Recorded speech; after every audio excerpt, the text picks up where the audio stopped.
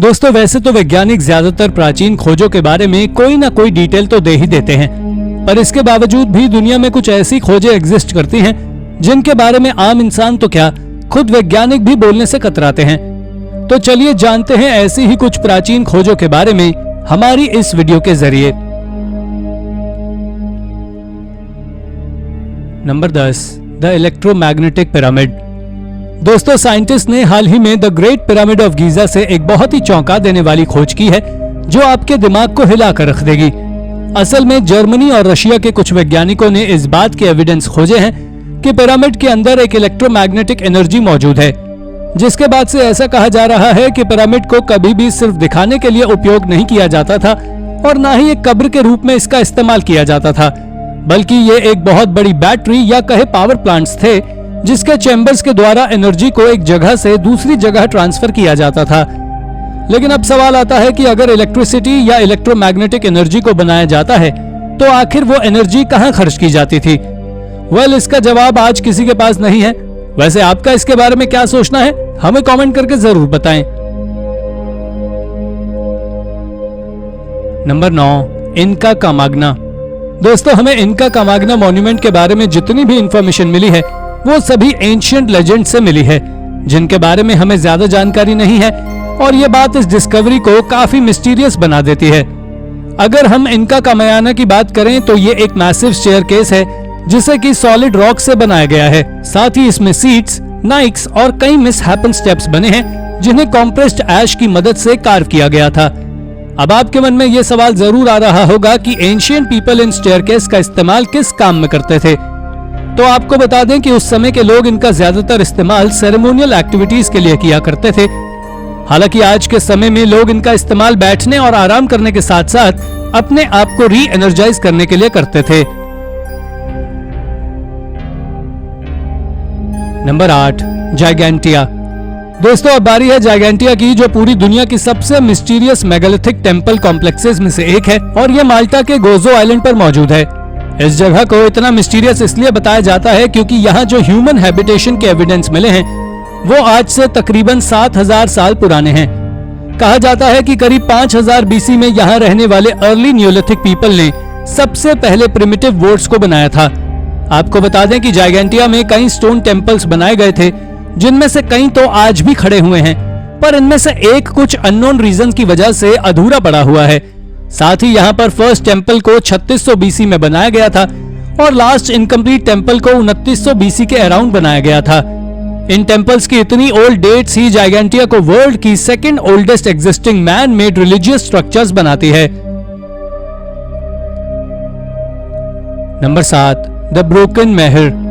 दोस्तों एरिगरा की the mystery of मेहर आपके दिमाग को पूरी तरह हिलाकर रख देगी, क्योंकि ये एंशिएंट वर्ल्ड के सबसे लीस्ट नोन वंडर्स में से एक है जिसके बारे में बहुत कम लोग ही जानते हैं, पर इसके बावजूद भी ये काफी इंपॉर्टेंट है। साथ ही इसे ह्यूमन हिस्ट्री में बनाया गया सबसे बड़ा मेगालिथिक स्टोन मॉन्यूमेंट माना जाता है, क्योंकि इससे दुनिया की कुछ सबसे पहली सिविलाइजेशन जैसे मेसोपोटामिया से पहले यानी आज से तकरीबन 6700 साल पहले बनाया गया था। वैसे इसकी मिस्ट्री यहीं खत्म नहीं होती, बल्कि ये पिछले 700 सालों से जैसे का तैसे खड़ा हुआ था, लेकिन कुछ अननोन रीजंस की वजह से ये एकाएक नीचे गिर गया और 4 हिस्सों में टूट गया। तब से लेकर आज तक ये मॉन्यूमेंट फ्रांस के रूरल एरिया में ऐसे ही जमीन में पड़ा हुआ है। Number 6, the लियर fail. दोस्तों आयरलैंड की कुछ सबसे सेक्रेट साइट्स में से एक हिल ऑफ तारा भी है, और आपको बता दें कि ये हिल देखने में तो किसी आम हिल की तरह लगता है, लेकिन इस हिल पर कभी आयरलैंड के हाई किंग्स के हाथों रूल किया जाता था।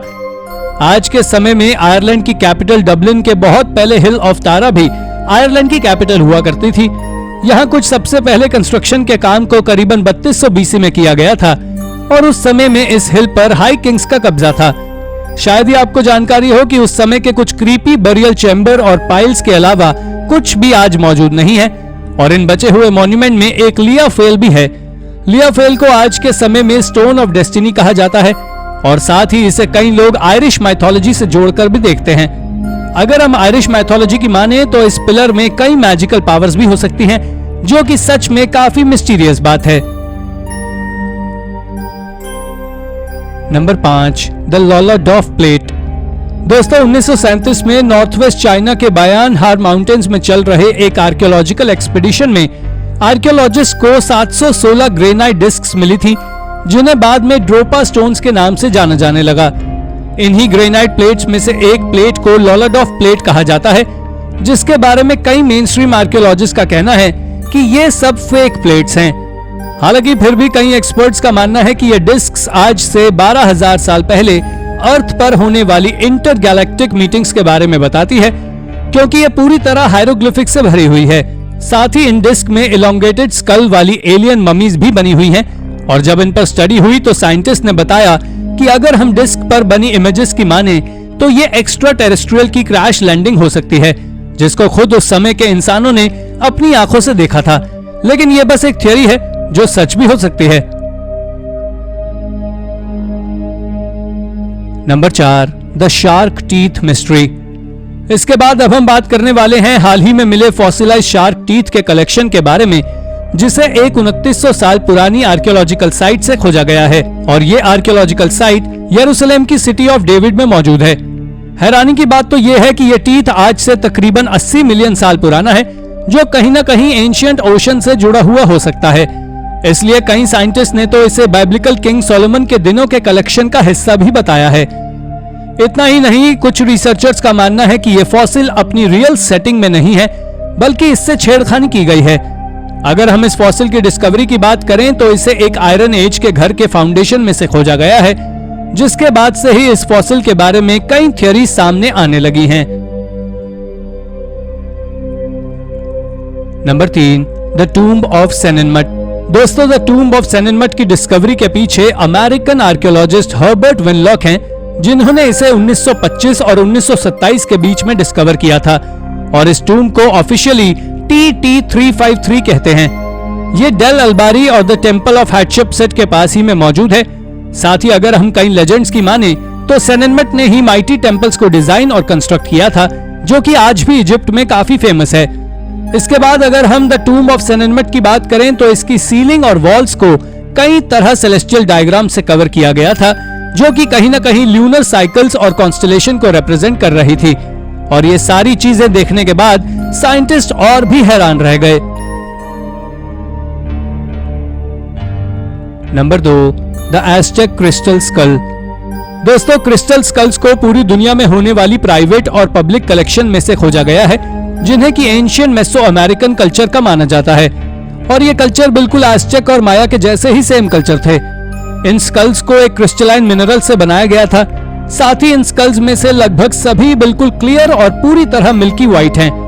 मगर हैरानी की बात तो यह है कि कई लोग तो इन स्कल्स के बारे में कहते हैं कि इनके पास कई तरह की पैरानॉर्मल पावर्स होती हैं, जो कि किसी के फ्यूचर के बारे में देख सकती हैं और कई सारी डिजीज के इलाज में भी काम आ सकती हैं। लेकिन हम ये नहीं जानते कि आखिर ये मिस्टीरियस स्कल्स आए कहां से हैं और इनको आखिर किन लोगों के हाथों क्राफ्ट किया गया होगा। और कई लोग इसे एज़टेक आर्टवर्क मानते हैं, तो कई इसे फैंसी फेक्स मानते हैं। Number 1, the Shugborough inscription. इन सब के बाद अब वक्त है अंतिम डिस्कवरी का, जो कि मौजूद है इंग्लैंड के शगबोरो हॉल में। असल में ये खोज एक मॉन्यूमेंट है जिसका नाम द शेफर्ड्स मॉन्यूमेंट है, और ये कुछ ज्यादा पुराना नहीं बल्कि 18वीं सेंचुरी में बनाया गया एक मॉन्यूमेंट है। साथ ही अगर हम इस मॉन्यूमेंट की कार्विंग की बात करें तो इसमें एक महान आर्टिस्ट निकोलस ब्यूसन के आर्केडियन शेफर्ड्स को दिखाया गया है। दरअसल इसमें लेटर्स की एक सीरीज भी मौजूद है, जिसके लेफ्ट में लेटर डी और दूसरी तरफ लेटर एम बना हुआ है। लेकिन ताज्जुब की बात तो यह है कि आज तक कोई भी ऐसा क्लू नहीं मिला है जो इन इंस्क्रिप्शन और इन लेटर्स के मीनिंग को समझा सके। इसके बारे में साइंटिस्ट का कहना है कि यह किसी तरह का कोई कोड भी हो सकता है, जिसे आज तक कोई डीकोड नहीं कर सका है। वैसे दोस्तों, आप इसके बारे में क्या सोचते हैं, हमें कमेंट करके जरूर बताएं। और हाँ, ये थी हमारी आज की वीडियो। अगर आपको हमारी ये वीडियो अच्छी लगी हो तो वीडियो को एक लाइक और चैनल को सब्सक्राइब जरूर करें। धन्यवाद।